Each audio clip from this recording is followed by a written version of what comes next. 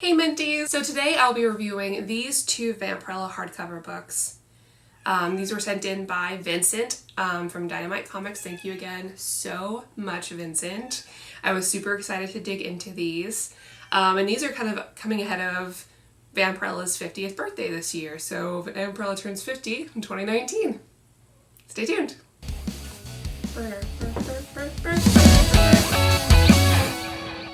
So first we're going to start off with Dawn Vampirella by Joseph Michael Linsner. So Dawn is a character that was created by Joseph Michael Linsner, I think a few decades ago. I think she's about 30 years old now. And she started kind of similarly to Vampirella, where she started in an anthology type of series where she's kind of like the host, and then went on to get her own series. Honestly, it seems like Joseph's been pretty protective of her, so this has kind of been the first crossover he's done. You know, he always intended for her to be kind of on her own and not crossover like the other Dynamite ladies have and do. But he's also been a big fan of Vampirella for a long time, so I guess it's kind of a no-brainer. So let's take a look at it. Honestly, this hardcover is beautiful, and to me that's the biggest draw of these books I have today. I love this cover. I think it's really nice. And honestly, these two ladies, I mean, it's a beautiful cover. It's really well done. And this is my first time reading Dawn. Also, I've never even heard of her before this book. I've read Vampirella before, but this is my first of her. And I really like their partnership too. So let's just look at the hardcover first, and then we can kind of talk about the story. I really love the art throughout. I will say that I do prefer Linsner's covers to his art inside the book. That being said, I did enjoy the art in this more than I did in Vampirella Roses for the Dead, but we'll get to that. And the line art was really cool. The colors worked. I mean, I was pretty satisfied with the art direction in this. I thought the costumes looked good. I'm always weird about the nipple show when he draws them, but you know, whatever. That's a big draw for Vampirella Dynamite books, so it's fine. It's not my style personally. Maybe it's because I make costumes. I'm like, this is not how any of these work ever, but okay. So talking about the story a little bit. Basically, Dawn and Vampirella get kidnapped by this demon, and they're supposed to be dueling it out, basically, because he wants them to prove which one is meant to be his bride. And they don't do it by fighting, which I really appreciate, because I thought, okay, this is going to just be like a big old cat fight, really, between them. But instead, they duel by telling stories. So they each have their own, like, stories that they tell.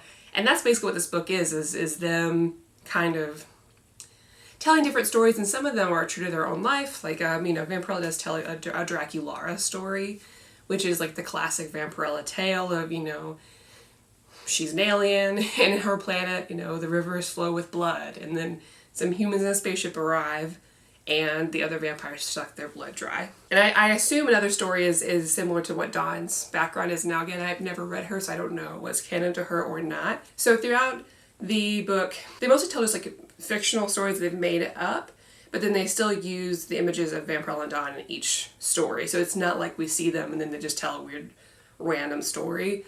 You always see how these two characters would act in that story and just how they get closer. And I thought it was pretty cute. And I thought, you know, these two women have a lot of respect for each other, and the book gives you a lot of different options throughout. You know, there's a lot of action. There's a lot of throwbacks to older things. And I feel like sometimes the art direction changed a little bit throughout too. You know, I dug this. I thought it was really nice. I think I'd recommend this to, I think, older Vampire, I mean, probably Dawn fans as well, but I can't speak to that. But I think any Vampirella fan, if you're a fan or a collector, you're going to like this book. And regardless, I think if you just, you know, you want some nice new hardcovers, these are beautiful hardcovers. As a collector, that's something that's important to me personally. And I didn't feel like this was as campy humor as some of the other Vampirella books I've read. I thought this was pretty well done, honestly. I was happy with it. I had fun. The next one is Vampirella Roses for the Dead. Now, this is written by Kristina Deak-Linsner with art by Joseph Michael Linsner. So I'm not actually sure of their relation. I don't know if they're like married or siblings or what, But anyways, I assume that they are in some relation. If not, that's a very odd coincidence. So Roses for the Dead, again, beautiful cover. I have my same kind of impressions of just the way the book is put together as I did with Dawn Vampirella. I think it's a beautiful, beautiful, beautiful hardcover. And once again, I still think that I like Joseph Linsner's art as covers much more than I do his inside work. And I definitely, I liked the inside art of Dawn Vampirella more than I did of Roses for the Dead. That being said, I did enjoy the story. So basically, in this book, Vampirella teams up with Evelien. Evelien's an older Vampirella character. She's a witch. This is my first time reading her, I think, unless I've forgotten. But she is Vampirella's cousin. Now, in this book, I don't believe that's the case, but in the past, she was Vampirella's cousin. But instead of being a vampire, I think she was just a witch. So, but they still have the vampire-witch relationship here. So basically, the two of them run into each other while going after this serial rapist, this sexual predator. They're both on his tail, and they both meet up at the bar. So, like, Vampirella, this is the quick beginning of it, but Vampirella's going in to kind of seduce him and then, suck his blood off sight, basically. And runs into Evelien, who sees her and thinks, oh my gosh, this regular girl, I've got to stop her before this guy gets her too.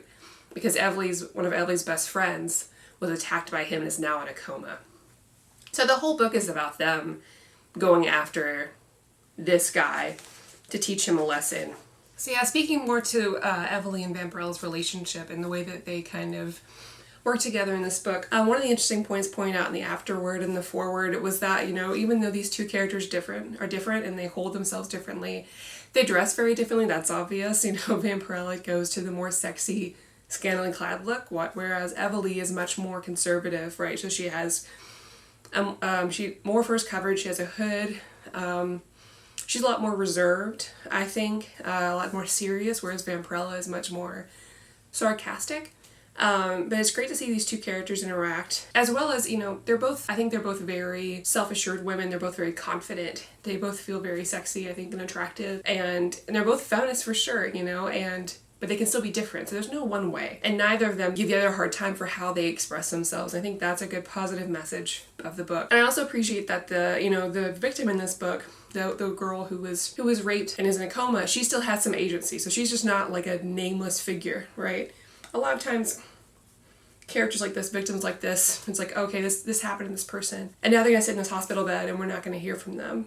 So even though she's in this hospital bed, she's still always fighting in her mind, right? So we get to see her and see these fantastical images and stories she has in her mind where she's still fighting for herself. You get to see kind of her journey with this situation too. So it's not just them using her as a plot device and she has no other agency. So I do appreciate that a lot from this book. So I recommend this for any Vampirella fan. I think if you already are a fan, you'll like this. I think if you're into campy horror, you're gonna like this. If you're into sexy ladies, you're gonna like this. Or if you just want some pretty hardcovers for your shelf, I definitely recommend both. Vampirella stories, they can be a hit or miss sometimes. I think we've had some recent stories in the past, maybe even 5 years, where, you know, she wasn't done justice. But I think these are pretty good reads. I think they're good reads this year during Vampirella's 50th anniversary. So basically, thank you again, Vincent, for sending these. I really appreciate it.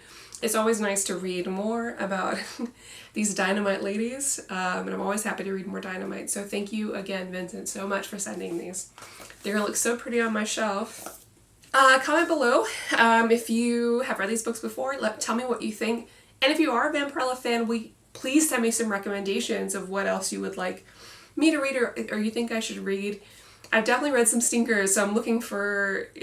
I like Vampirella a lot, and I want to read some more good stories about her. So please send me your recommendations on what you think is good. Or any artists that have done artwork for her that you recommend me checking out. Yeah, so please like this video. Subscribe if you haven't. We put out a lot of content. We do have a Redbubble if you want to buy any merch. We have a Patreon as well. And remember, if it's classy and cool, it must be their men. Bye guys.